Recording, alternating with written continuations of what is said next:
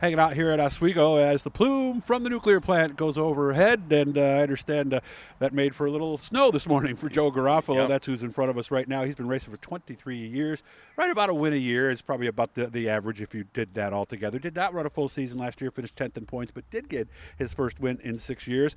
How you been, man? Last good. time I was here, it was pretty darn cold. Yeah. It's still not there yet, but we're working on it. The sun's out, so we're getting better. All right, how's the race car?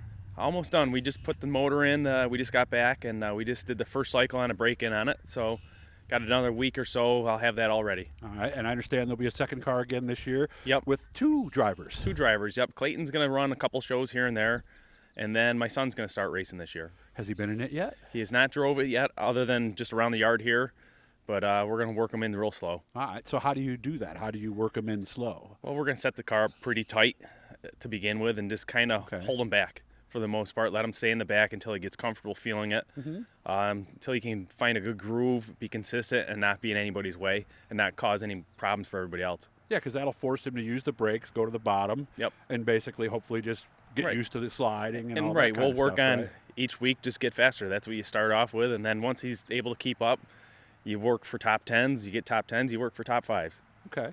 This is one of those situations, like I was telling you before, where we wish Paradise Speedway was still running because a lot of drivers cut their teeth over there on Wednesday nights, didn't they? Yeah, and that's what our plan was originally, maybe last year, to try to get it out a little bit.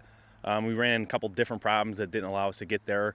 So once they sold that, I kind of knew that it was I had a feeling too. Yeah, it wasn't going to be a track much longer. And really, when you think of that track's legacy, a lot of people are going to look at the Saturday night program, but realistically, I think that is their big legacy because everybody I know has started on that track. My daughter, you would have done the same with your son. I think that's the true legacy is how many people started there. Well, the Wednesday afternoon, the Wednesday evening, everybody could go, and anybody, it's the only track you could go around and just practice on. Yeah, and get 3-4 runs. Or whatever you wanted. Yeah, 10 laps apiece. Right. You know, it was really a good deal. So how old is your son? He's 17. 17. So what advice are you drilling into him? Because I said certain things I used to tell my daughter. Of course, the first one was to have fun.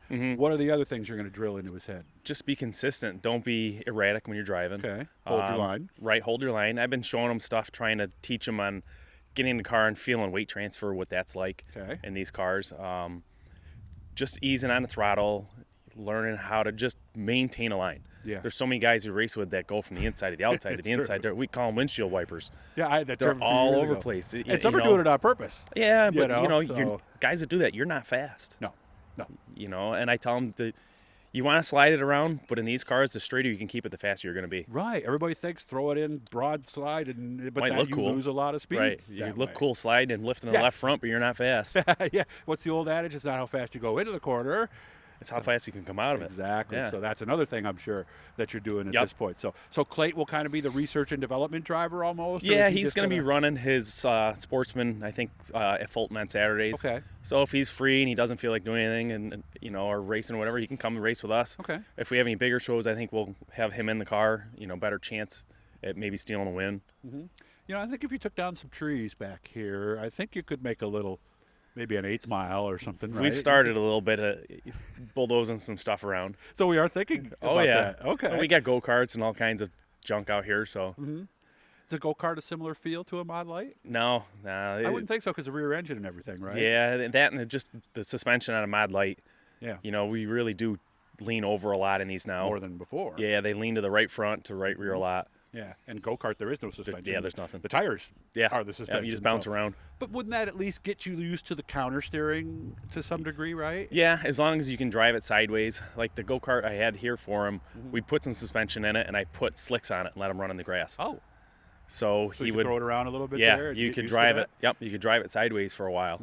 And, of course, in his generation, they all saw the movie Cars, so they know the turn right to go left. Right. Because I remember still the first time my daughter watching, is that right, Dad? Actually, it is. I'm kind of surprised. You know what the hard part is showing them how to use a clutch. Oh, okay. The understanding of it, not necessarily showing them, but the understanding of how a clutch works. Yeah, because in a modified, it's backwards. You push it to engage. They don't have them in cars anymore. That's true. And they, even four-wheelers now are automatic. That's true. Or if it is, it's not really a regular clutch. Yeah. So.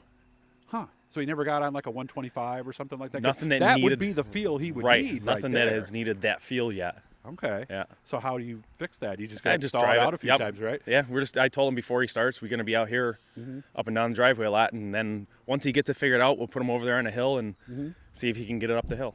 And what he's talking about, guys, because on the Mod Lites, it's a motorcycle engine, so there is a clutch. Basically, the clutch is on the shifter. Yep. So to do that while you're moving it, that's got to take some getting used to, doesn't it? Yeah, just the feel. So you can feel, because you got to have your brain and your hand connected at the same time, because you got to still give it gas a little bit to give it enough, but not too much. And we're only working with a half-inch of throttle throw, that's maybe. all it is? Yeah. Okay. All right. What gear are you in when you're out there, second or third? We race in third gear. Third gear. Yep. Okay, so once he gets to that point, he'll be fine. Yeah. Now, and I would think that when you're new and you got to slam on the brakes, all right, everybody spun in front of me, put the clutch in when you do that too, right? Yeah. Yep. So he's got got to learn. Yeah. Yeah. That Otherwise he'll stall it out, right? Right. That if you're really strong with your legs, you can step on the brakes and lock the tires up.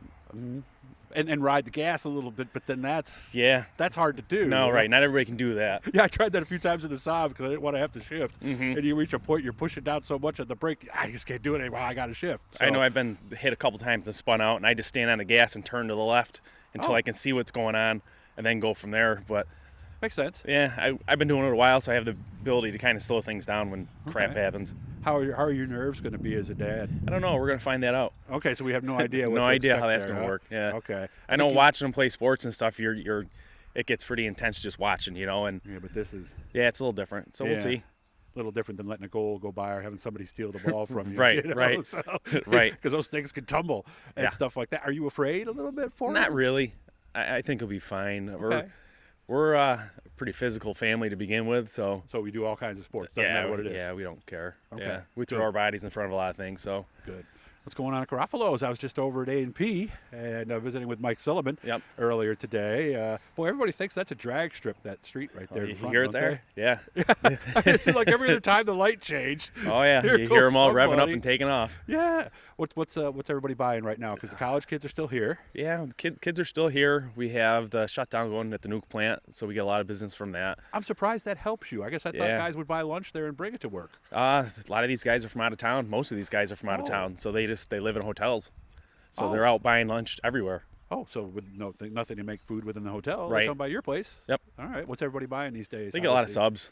And if it gets nice out, a lot of them bring grills and they sit out in the parking lot and grill. Really? Yeah. So they'll get all the standard stuff they would be if it was Super Dirt Week. Yeah, basically. Or Classic Weekend. Yep. Or something like that. Yep. So, okay. What's the address again? It's a corner of Bridge and 9th Street. Yep, 155 East Bridge Street. All right. Go there, guys. If you're in my age group, and I'm over 60, it'll remind you of the places like on the north side of Syracuse that your dad used to take you to, where they'd grind the meat in front of you and all that stuff. It'll take you right back. They could almost shoot a movie in there from like the 50s. Oh, yeah. We try to keep it, as old school as we can. Yes. With updates and stuff that we have to do and the modernizing of some stuff. But sure. we try to keep the feel like an older store. And it is. Got my Faygo Red Pop. You got that in there? I did. I don't know if I have any of the Red Pop right now. Okay. We've been getting it in, and it's been going just as fast as I getting it in. All right. So there's a shortage there, too. Darn it. I love that stuff. I haven't been able to get Faygo in like a month. So who's your sponsors this year? It's going to be the store still will sponsor us.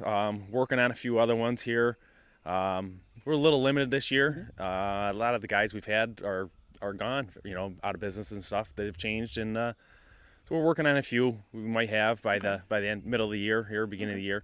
All right, I'll see you at the practice then, Yep. right? They usually have the Tuesday practice for Brewerton, so I'll be there for that. Will you bring your son to that one? We're hoping. He's got to have a little medical procedure done before here in the middle of April. I don't know. It depends on how fast he can heal up. It should be a couple weeks. He should be fine. But well, there's no I'm going to rush. run the Fulton one at the 28th. We run at Fulton. Okay. I'll be there for that. And then I think they might have an open practice before that. I think they do. On that Saturday before, right? Okay. Might try that. Good to see you again. You too. I'll be over to Garafolos, guys. When you get there, too, you want to try something different, all right? This is the Doug Special, I'm calling it now. Ask for the cold cut bread. It's like nothing else you've ever had, all right? And I had a friend up last summer, and she tried it. She's like, oh, my God, I got to find some place in Need some Atlanta time that for that. has this. Need to get that in ahead of time. Yeah, that's a special order. Right. But tell them Doug sent you, and you will be very happy. Good to see you as always, Joe. Thanks, Doug.